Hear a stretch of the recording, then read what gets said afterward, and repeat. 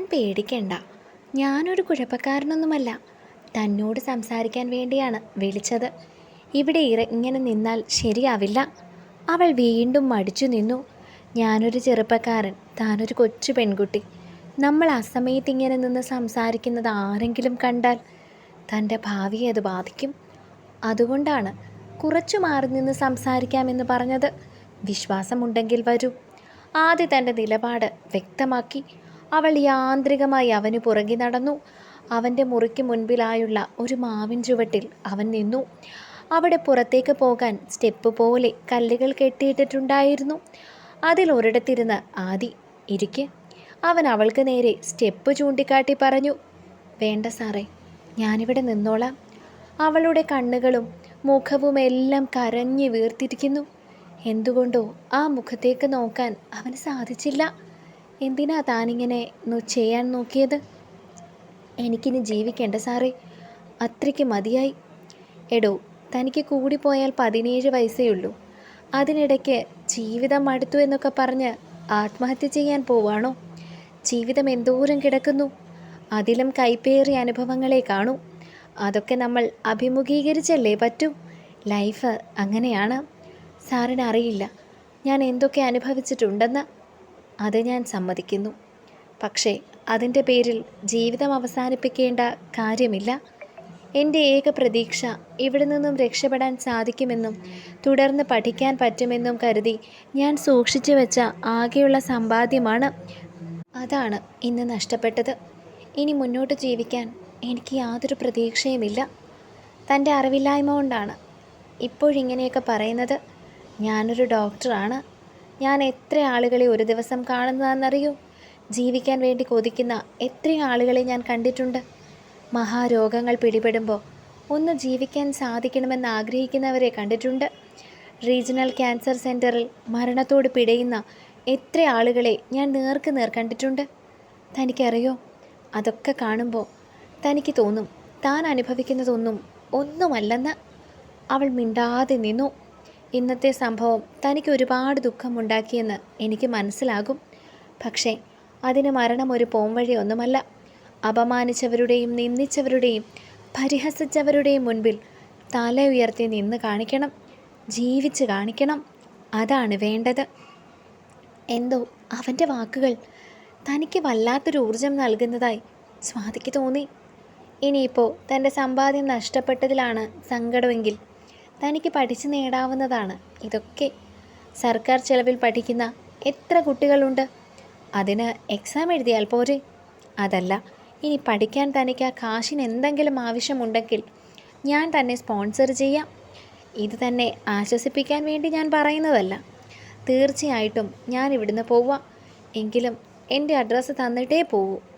അങ്ങനെ എത്രയോ കുട്ടികൾ സ്പോൺസർഷിപ്പിൽ പഠിക്കുന്നു. എല്ലാ കാര്യങ്ങൾക്കും സൊല്യൂഷൻസ് ഉണ്ട്. നമ്മളത് തിരഞ്ഞെടുക്കുന്ന രീതി മാറുന്നു എന്ന് മാത്രം. സങ്കടമുള്ളവരൊക്കെ ആത്മഹത്യ ചെയ്യാൻ തുടങ്ങിയാൽ ഈ ലോകത്ത് മനുഷ്യരാരും കാണില്ലല്ലോ.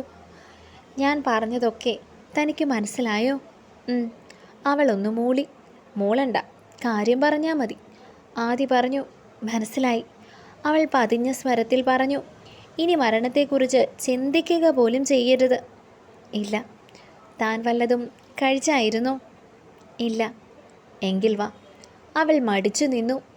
ഇത്രയൊക്കെ പറഞ്ഞിട്ടും തനിക്കെന്നെ വിശ്വാസമായില്ലേ? ആദി ചിരിയോട് ചോദിച്ചു. അവൾ മറുപടി ഒന്നും പറയാതെ ആദിക്കൊപ്പം നടന്നു. ആദി മുറിയിലേക്ക് കയറി ഒരു ബ്രെഡ് പാക്കറ്റും ജാമും എടുത്ത് അവൾക്ക് നൽകി. കഴിക്ക്. ബ്രെഡിൽ ജാമു പുരട്ടി അവൾക്ക് നീട്ടിക്കൊണ്ടവൻ പറഞ്ഞു. അവൾ അനുസരണയോടെ അത് വാങ്ങി. അവളുടെ നിഷ്കളങ്കമായ മുഖത്തേക്ക് നോക്കുമ്പോൾ തനിക്ക് പ്രിയപ്പെട്ട ആരോ ആണ് അവളെന്ന് ആദിക്ക് തോന്നിപ്പോയി. ഞാൻ വെറുതെ പറഞ്ഞതല്ല. തൻ്റെ പഠനത്തിൻ്റെ സ്പോൺസർഷിപ്പ് ഏറ്റെടുക്കാൻ ഞാൻ തയ്യാറാണ്. വിഷമിക്കേണ്ട. അവൾ തലയാട്ടി. ഞാൻ പൊക്കോട്ടെ? ഇടറിയ ശബ്ദത്തോടെ അവൾ ചോദിച്ചു. പൊയ്ക്കോ. പോയി മുഖമൊക്കെ കഴുകി മനസ്സ് ക്ലിയറാക്കി കിടക്ക്. ശരി സാറേ, ഞാൻ കൊണ്ടുവിടണോ? വേണ്ട, ഞാൻ പൊയ്ക്കോളാം. അല്ലേലും ആത്മഹത്യ ചെയ്യാൻ ഇറങ്ങിയ ആൾക്ക് എന്ത് പേടി അല്ലേ? ആദ്യ ചിരിയോട് ചോദിച്ചു. മറുപടിയായി ആദിക്കൊരു പുഞ്ചിരി നൽകി അവൾ നടന്നു. അതെ, രാവിലെ പാല് കൊണ്ടുവരണം, മറക്കല്ല്, ആദി വിളിച്ചു പറഞ്ഞു. അവൾ തലയാട്ടി വീട്ടിലേക്ക് കയറിപ്പോയി. എന്തോ അവൾ പോയപ്പോൾ വല്ലാത്തൊരു ശൂന്യത അവന് തോന്നി. എന്താണ് തനിക്ക് അവളോട് മറ്റാരോടും തോന്നാത്തൊരു പ്രത്യേകത? തൻ്റെ മനസ്സ് അവളിലേക്ക് കൈവിട്ടു പോകുന്നത് പോലെ ആദിക്ക് തോന്നി.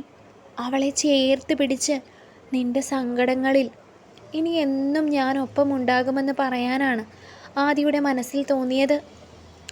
ആ നെറുകയിൽ ഒരു ചുംബനം നൽകാൻ അവൻ കൊതിച്ചു. ഛേ, എന്തൊക്കെയാണ് താൻ ചിന്തിച്ചു കൂട്ടുന്നത്? കൊച്ചു പെൺകുട്ടി, കൂടിയാൽ 17 വയസ്സ് കാണും. തൻ്റെ കുഞ്ഞി പെങ്ങളാവാനുള്ള പ്രായം പോലും അവൾക്കില്ല. തങ്ങൾ തമ്മിൽ 11 വയസ്സിന് വ്യത്യാസമുണ്ട്. ഇങ്ങനെയൊന്നും താൻ ചിന്തിക്കുന്നത് പോലും ശരിയല്ല. ആദി സ്വന്തം മനസ്സിനെ വിലക്കി. എത്ര വിലക്കിയിട്ടും അനുസരണയില്ലാതെ മനസ്സ് അവളിലേക്ക് തന്നെ ആകർഷകമാകുന്നത് ആദി അറിഞ്ഞു. ഇടയ്ക്ക് എപ്പോഴോ ആദി നിദ്രയിൽ വീണു. കിടന്നിട്ട് സ്വാതിക്ക് ഉറക്കം വരുന്നുണ്ടായിരുന്നില്ല. ആദിയുടെ വാക്കുകൾ അവളുടെ മനസ്സിൽ വല്ലാത്ത പ്രചോദനം നൽകിയിരുന്നു. അവൻ അടുത്ത് നിന്നപ്പോൾ താൻ വല്ലാത്തൊരു സംരക്ഷണ ബോധം അനുഭവിച്ചുവെന്ന് അവൾ ഓർത്തു. ഈ നാട്ടിൽ പലരും വൃത്തികെട്ട കണ്ണുകളിൽ തന്നെ നോക്കുന്നത് അവൾ അറിഞ്ഞിട്ടുണ്ട്. അങ്ങനെ നോക്കുന്നവരാണ് അധികവും. പക്ഷേ ആദി തികച്ചും മാന്യമായ അവൻ്റെ ഇടപെടൽ അവളിൽ മനസ്സിൽ ഒരുതരം തലോടലായിരുന്നു അത് സൃഷ്ടിച്ചിരുന്നത്.